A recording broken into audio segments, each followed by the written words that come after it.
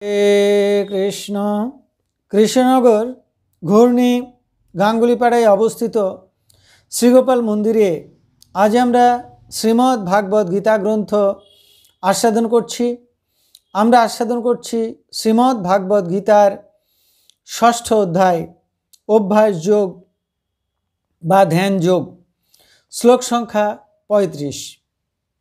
শ্রী গুরুদেবকে নমস্কার,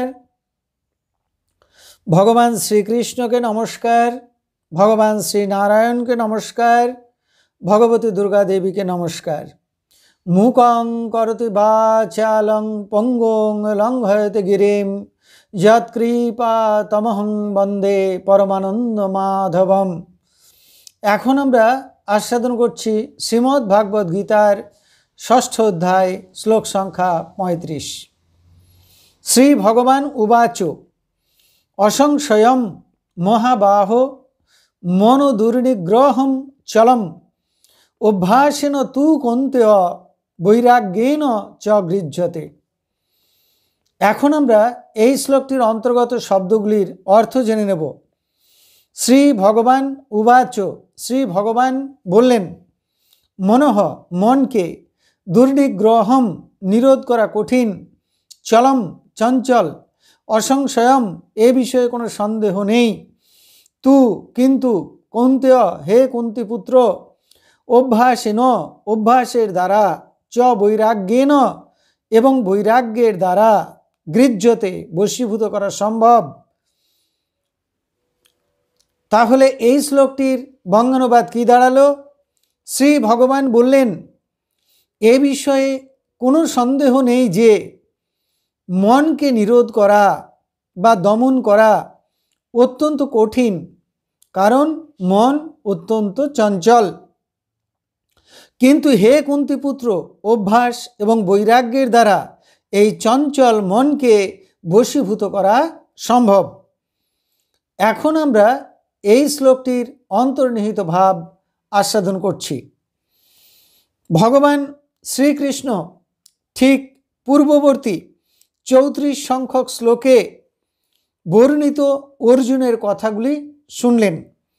তারপরে বললেন, হে কুন্তিপুত্র, হে অর্জুন, তুমি যে বলছো মন অত্যন্ত চঞ্চল, ইন্দ্রিয়ের ক্ষোভকারী, ভোগমুখী এবং চঞ্চল বায়ুকে স্থির করা যেমন কঠিন, মনকে স্থির করা সেই রকম কঠিন, এ বিষয়ে কোনো সন্দেহ নেই।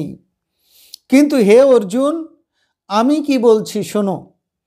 চঞ্চল মনকে স্থির করা অত্যন্ত কঠিন, কিন্তু অসম্ভব নয়। অভ্যাস এবং বৈরাগ্যের দ্বারা অশান্ত চঞ্চল মনকে স্থির করা যায়। এখন আমরা প্রথমে জানব যে অভ্যাস কি। একই আচরণ, একই কাজ, একই ভাবনা বারবার করবার নামই হলো অভ্যাস। যেমন শিশু হাঁটতে শিখছে, প্রথমে দাঁড়াতে গিয়ে ধপাস ধপাস করে পড়ে যায়, বারবার দাঁড়াতে চেষ্টা করে, তারপরে এক সময় দাঁড়াতে শেখে, তারপর এক পা দু পা বাড়াতে থাকে আর পড়ে যায়, বারবার চেষ্টা করতে করতে একদিন হাঁটা শেখে। তেমনিভাবে সাধককে জপ করবার সময়, ধ্যান করবার সময় মন স্থির করবার অভ্যাস করতে হবে। যেমন ধরুন, জপ করবার সময় মনটা হাঁটে যাচ্ছে, মনকে বলতে হবে, না এখন হাঁটের কথা চিন্তা করো না, ভগবানের শ্রীচরণের চিন্তা করো। মন বাজারে যাচ্ছে, মনকে বলতে হবে, হে মন এখন বাজারে যেও না, ভগবানের চিন্তা করো।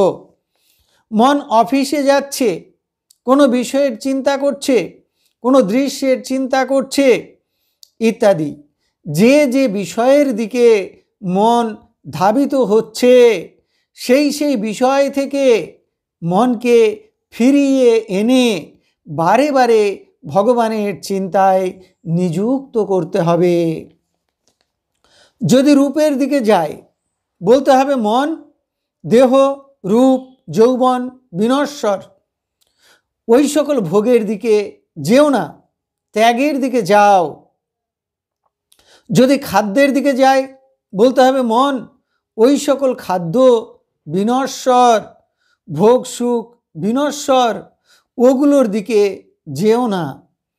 কর্ণের তৃপ্তিদায়ক মিষ্ট বাক্যের দিকে, বিষয়ের কথার দিকে ছুটো না, তেমনি সুগন্ধে প্রলুব্ধ হয়েও না, স্পর্শ সুখের পিছনে ছুটো না। তুমি ভগবানের রূপ দর্শন করো, ভগবানের গুণকথা শ্রবণ করো, ভগবানের অঙ্গগন্ধ নাও, ভগবানের শ্রীচরণ স্পর্শ করো, ভগবানের প্রসাদ গ্রহণ করো।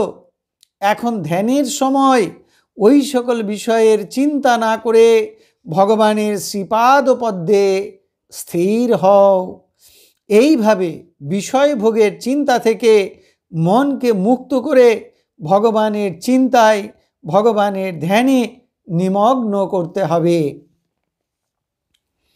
সকালে একবার ধ্যান জপ করতে হবে, দুপুরে একবার ধ্যান জপ করতে হবে, সন্ধ্যায় একবার ধ্যান জপ করতে হবে, রাতে একবার ধ্যান জপ অভ্যাস করতে হবে।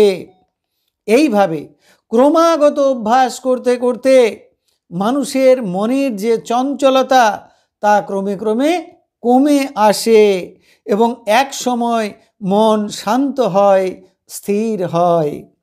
সাধক ক্রমাগত অভ্যাস করতে করতে এমন একটি অবস্থায় আসে যখন সারা দিন রাত মনের মধ্যে জপ চলতে থাকে। জপ ধ্যান করতে করতে মন ক্লান্ত হয়ে পড়ে, তাই মনকেও মাঝে মাঝে বিশ্রাম দিতে হয়।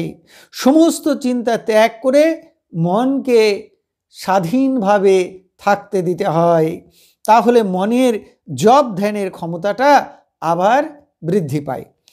এখন আমরা জানব যে বৈরাগ্য কি।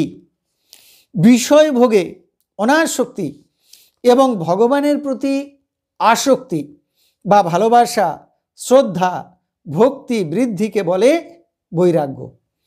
সাধক প্রথমে বিষয় ভোগ সুখ অনিত্য এইটি বুঝে ভোগ থেকে নিবৃত্ত হতে যত্নশীল হন, চেষ্টা করেন। এই প্রকার সাধককে বলা হয় যত্নশীল সাধক বা যতমান সাধক। এইভাবে যত্নশীল হলে ক্রমে বিষয় ভোগ বাসনা কমতে থাকে। কিছু কিছু ভোগ ত্যাগ করেন সাধক, তারপর কিছু কিছু ভোগের অভ্যাস তখনও থাকে। একে বলা হয় সাধকের ব্যতিরেক অবস্থা। এরপরে ক্রমাগত অভ্যাসের ফলে সাধক সমস্ত রকম ভোগ ত্যাগ করে পরমাত্মায়, পরম ব্রহ্মে বা ভগবানে মন একমুখী করেন। যদিও মাঝে মাঝে ভোগের বিষয়ে আগ্রহ জাগে, সাধকের এই অবস্থাকে বলা হয় এক কেন্দ্রীয় অবস্থা। ক্রমাগত ধ্যান জপ সাধন ভজন করতে করতে সাধকের মন সম্পূর্ণভাবে বশীভূত হয়। সাধক পঞ্চ ইন্দ্রিয় জয়ী হন, ষড়রিপু জয়ী হন, চিত্ত সংযত হয়। তখন কোনো প্রকার ভোগের বস্তু সামনে দিলেও সাধক আর তাতে প্রলুব্ধ হন না। এই অবস্থাকে বলে বশীকার অবস্থা। তখন সাধকের মন বুদ্ধিতে লয় হয়, বুদ্ধি আত্মায় লয় হয়, আত্মা পরমাত্মায় লয় হয়, সাধকের পরম সিদ্ধি লাভ হয়। যম নিয়ম আসন প্রাণায়াম ধ্যান ধারণা প্রত্যাহার ইত্যাদির মাধ্যমে ক্রমে ক্রমে যোগী এই অবস্থায় পৌঁছান। যারা ভক্তিযোগী ভগবানের প্রতি ক্রমাগত নববিধা ভক্তির আচরণ করতে হবে।